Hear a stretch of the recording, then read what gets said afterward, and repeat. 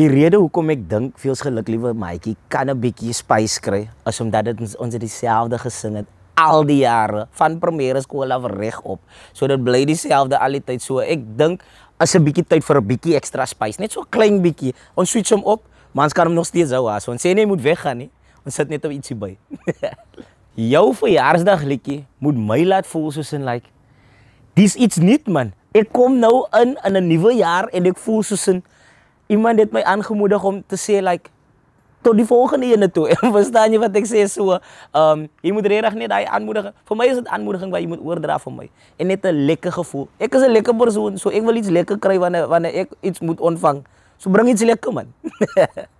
Nou vir wat wag jy? Gaan skryf in van jou verjaarsdag liedjie mag miskien eendag by die Ben Uitie se verjaarsdag speel. Cheers.